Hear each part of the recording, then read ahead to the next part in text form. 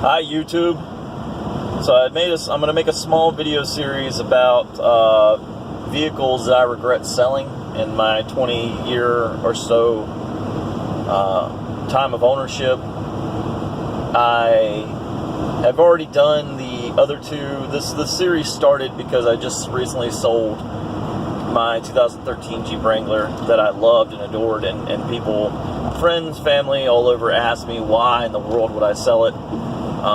So it got me to thinking, like, what other vehicles in my past years have I sold and then regretted selling, or at least thought maybe I should have held on to that for a little bit longer.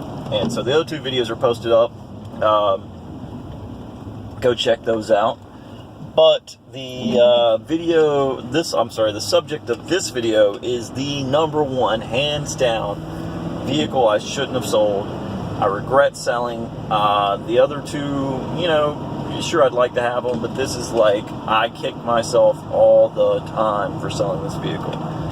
And that vehicle in question was honestly the first vehicle I ever owned. My dad bought a 1967 Ford Mustang Coupe when I was 15 years old and brought it home. Actually, I might have been 14 years old and brought it home. And his idea was me and him could fix it up together, and it'd be a father-son bonding experience that we never really had. And it would be, I would have a sense of pride of ownership into it because it was mine. I'd put work into it. So 1967 Ford Mustang Coupe. It was Brittany blue, which was sort of a Carolina blue, which was a very, very befitting because my dad is a diehard Carolina fan, UNC Tar Heel, Carolina. But it was nothing to write home about, nothing to get excited. It was really rough condition. I think the story goes is that him and my stepmom went to dinner one night, and they saw this car sitting on the side of the road in somebody's backyard, and he saw it again and again and again, and finally decided he was going to stop and ask about it. So he did, and sure enough, the people sold it. That kind of stuff doesn't really happen anymore. If I see a 1967 Mustang sitting in somebody's backyard and I stop to ask about it, either A, they're not going to sell it, B, they've seen Fast and Loud or Mitchum's car auction, and they're going to tell me they want 30 grand for it, regardless of what kind of condition it's in. So, unfortunately, the internet and TV have, for better or worse, hit us hard on that kind of dream situation. So anyway, it had a 200 straight six, a 200 inline six cylinder, and a 3-speed manual. I drove it like that for a couple years, probably a year or so. And of course, what do we all do when we have a Mustang or a Jeep or an F-150 or whatever? We decide that it's not powerful enough, it's not big enough, it's not low enough, it's not something. And I convinced my dad to allow me to put a V8 in it. And at the time, I was going to our local Cars and Coffee. Wasn't even really a Cars and Coffee. It was just more or less a car gathering here in High Point, North Carolina. And there was a guy that had a little sign out on his table that said, for sale, Ford 289 Hypo and 4-speed top loader, Ford Warner top loader. Had to have it. This is back before Craigslist and all the other things that you can go on there and really search and look. And so I had to have it. I convinced my dad to help me get it. Got it. Bought all the parts to put it in. Got it in there. It never ran right. I should have rebuilt it. Didn't have the money. I was 17, 18 years old, so I thought I'll just throw it in there and see what happens. Never ran right. Never could get it to run right. And eventually I just got fed up, took it to somebody, and the guy said, oh, the valves are burnt. This is wrong, that's wrong, whatever. I could go through this thing, or you could buy a crate 302 from Napa or wherever. And it'll have a 3-year, 36,000 mile warranty on it, blah, blah, blah. So I told him to go ahead because I wanted my Mustang back. I wanted the V8 Mustang. So I spent a lot of money doing that. Got it back. It was an amazing car. It was still at the time, 30-year-old car, because this was 1997, 98. It was a 67, so it was a 30-year-old car. But I put my heart and soul into that car, and I had every piece of trim, every this and that. I came out of my pocket, my working pocket. And when you're 16, 17 years old, you work for every dime you get because you don't get paid jack. And so anyway, I bought that car and I put all this money into it, all this time into it.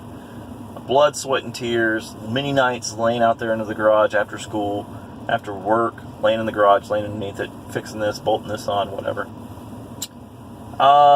Fast forward till I'm about 22 years old. I'm in college. I'm working 2 jobs, trying to pay for everything. I've moved out of my parents' house, living with a couple of roommates, and I got in a financial bind. Let's just put it that way. I got into a financial bind. It was just, poor planning, poor spending, whatever you want to call it. And, when you're that old and you look outside to your driveway and see, well, basically your pride and joy, but you're trying to decide, do you want to get evicted from your house and let your buddies down that you're sharing a house with, or do you want to let go of your prized possession? I swallowed my pride. I put it on eBay, because this is before Craigslist. Put it on eBay, and a guy from Atlanta calls me and says, look, I think I can give you what you want for it. Honestly, I probably priced it too low. I think I had $8,000 on it, $9,000, something like that. And granted, who knows how much. I never added the receipts up. Never wanted to add the receipts up. But anyway, so put $8,000 or $9,000 on it. He said, I'm going to drive up from Atlanta. Can you meet me in Charlotte? Yeah, sure, I'll meet you in Charlotte. So Charlotte's about an hour and a half, hour and 15 from me. It was about a 3.5 hour, 4-hour drive for him. So I met him in Charlotte. He said, well, let me pay this place to put it up on the rack. I want to take a look at it, make sure there's no rust or anything like that. He did that. Nitpicked it a lot, which I would do the same thing. Nitpicked it a lot, and he said, look, this thing's a little rougher than I thought it would be, a little rougher than the pictures let on. I can't give you your 9 or 8 or whatever it was. I said, well, look, make me an offer. I'm here. So he made me an offer, and I want to say it was like $7,000. Well, I took it. Because I didn't have a loan on the car, a lien on the car. It was going to be pure money in my pocket. And my thought is, I'm working 2 jobs. I could pay off my college tuition. I could help pay my rent and all that stuff for the next couple months. And you know what? When I get established as an adult, I'll buy another one. I'll buy a nicer one. That's what I told myself. Well, that was when I was 21. I'm 35 this year, and I still don't have another one. Another one's not on the horizon right now, and they have shot up in value. I mean, the classic car collector thing is gone, sky high. Of course, a Mustang is a highly desirable vehicle. 67's a highly desirable year. I mean, everybody wants to emulate Bullitt, and unfortunately, they want to put Eleanor body kits on them. But now, even if I could find one, it's either going to be a complete basket case, rough around the edges, or it's going to be a $30,000 or $40,000 vehicle. So right now I've got a wife, a kid, family. It's not reasonable for me to do it. So that is absolutely hands down the number one car that I regret.